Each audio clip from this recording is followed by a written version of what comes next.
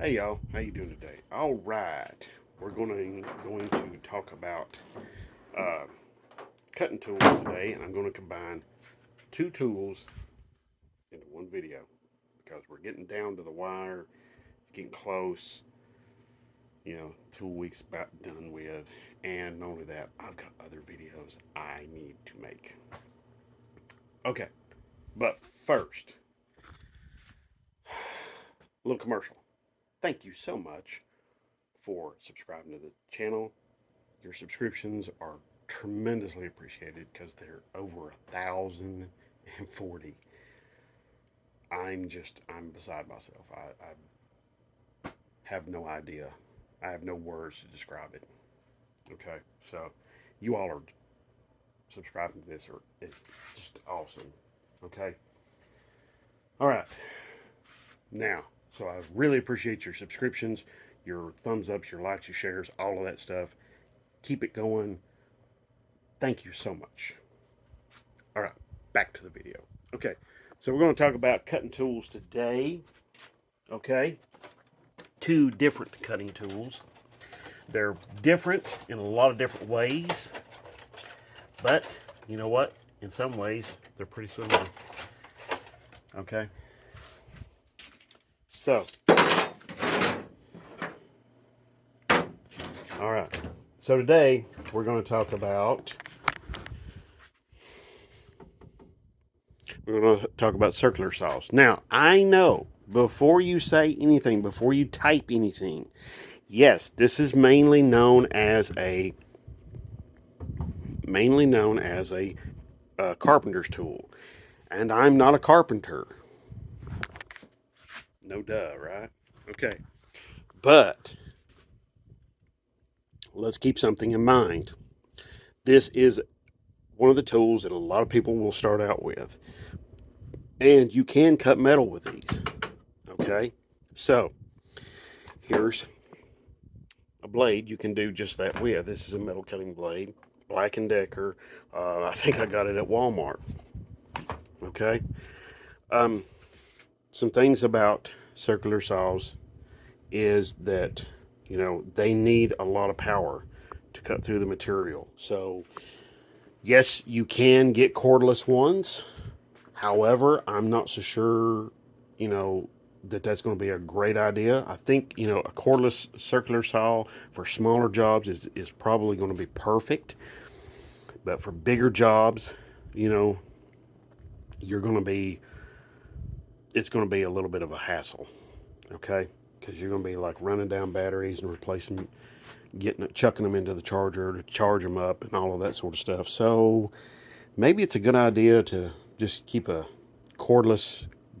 a cordless one, but probably get yourself maybe a used one of these. Okay. All right. Stick yourself a metal cutting blade on it and have at it. But it's also nice to have it around if you ever have to do any honeydew projects in the house. Okay. So anyway, all right. Now this one here is a 7 1/4 circular saw, and as you can see here, there's quite a bit of information there, and you don't want to use a blade much larger than that. Of course, do not use one of these without the guard. Okay. Now the great thing about these is you can set these up. You see that pivot point right there? You can set these up to where this piece here is tilted heavily one way or the other, and you can also tilt this up and down so that the blade isn't plummeting through the material very deeply.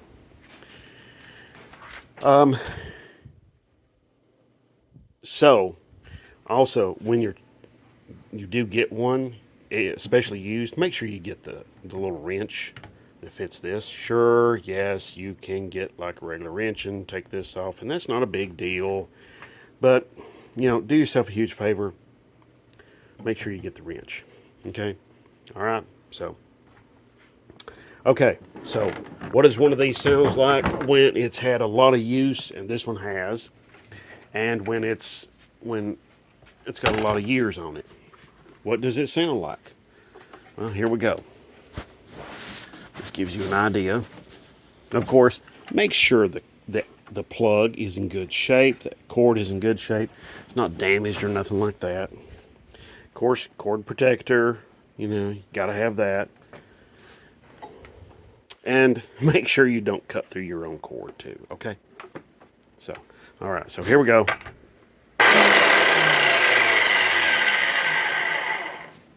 Okay.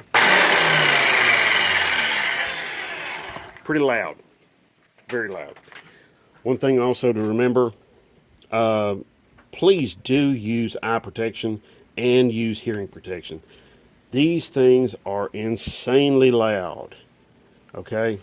So, safety glasses and earplugs, they're cheap. God, they're so cheap.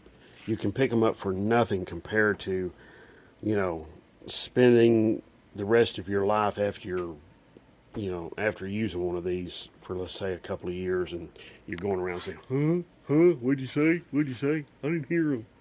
Because you couldn't hear this.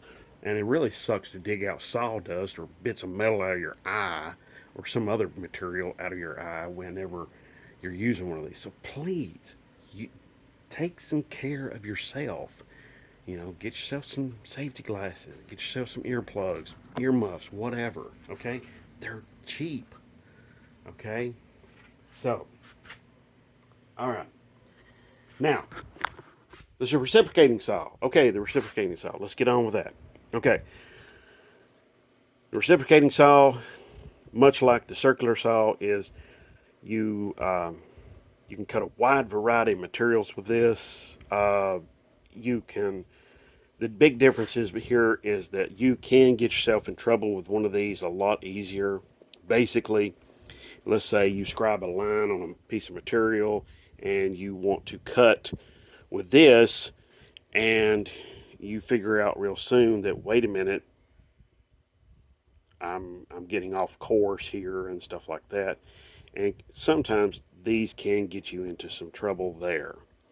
And then, so these are going to be more like rough cut. Okay, now you can get blades that are bimetal blades. As you can see, I have burned up quite a few of them. This one's is a 6" and it's got 14 teeth per inch. This one, let's see, this one's a wood cutting blade. You can see big, gigantic. Here's a new one right here. So, and then we've got all these. It's got the little fine teeth. That's your metal cutting blades usually. But, we've got some. Here's a finer wood cutting blade right here. These two are wood cutting blades. And then I've got, so that gives you an idea of what to look for. But when you can also see, I have gotten some of these really super hot. And this one's probably junk, along with that one right there. I should probably just throw them two away. This one here is not in the healthiest, in the best of shape. This one's 6", 24 teeth per inch, metal cutting blade, just like this one. One thing to do when you're cutting with these, you're cutting metal and you can see that it's getting really hot. Please do not ever touch these things. It is insanely hot. I've done that. Dummy me. Okay. So please don't ever touch these. And to make it a little bit easier on the blade, you might want to try to spray some sort of lubricant on the blade, like WD-40, maybe PB Blast or something like that, just to help lubricate it going through the material. I have actually cut truck frames in two with these, but like I said, they don't, they won't cut very accurately. This guy is going to be a much more accurate cutter, okay? However, when you get this thing off course from the line that you scribe on the material, it will take, it's going to, yeah, you're gonna have to start over, okay, or something, something to that effect. So, all right. So I hope, oh, of course, just like with everything, you've got corded and cordless. Cordless, less time to work because you got the battery charge is only going to last so long. And, you know, and with cordless, you are somewhat limited on power. Not a lot, but somewhat. Corded, yes, you are tied to the outlet and you're dragging along the extension cord. But one of the things about corded, is you have plenty of power and time is not limited.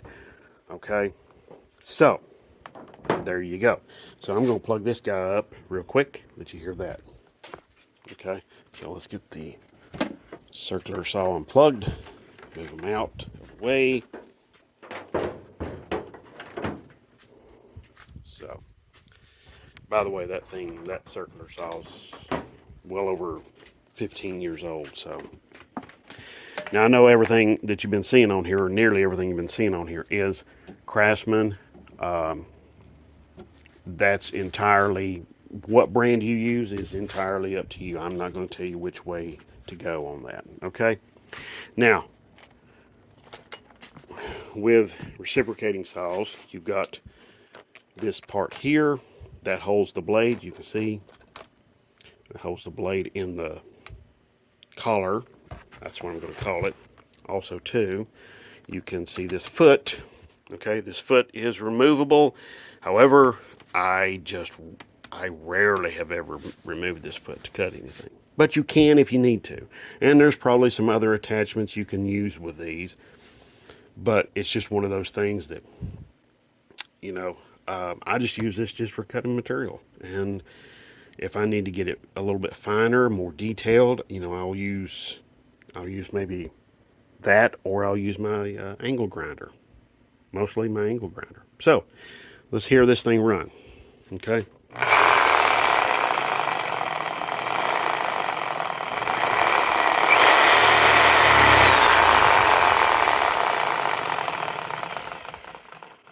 Okay, there we go. So as you can see, this is still in excellent, well, maybe not excellent condition, but it's still in really good condition. So of course, these things do seem to like just eat blades like candy. So, you know, it's one of the downsides of these. So, and as of course, as the blade dulls, it gets to where it cuts less and less and less, you know, and it takes longer to cut something, yada, yada, yada. I mean, I have cut very solid pieces of material with these. So they are very handy, you know, when you are fabricating. So it's just one of those things, you know, I would definitely have one of these if you're doing fabrication work. It's very nice to have it. It's nice to have it around. It's just a good tool to have. You know, it's kind of a step up tool from, say, like something like that, but, you know, it's just really nice to have it. Okay. All right. I thank you very much for watching. I hope I've answered your questions. If you have any other questions about this or any other videos, you know what to do. Put them down below. I'll do my very best to answer your questions as soon as humanly possible. Thank you, and you have a great one. God bless.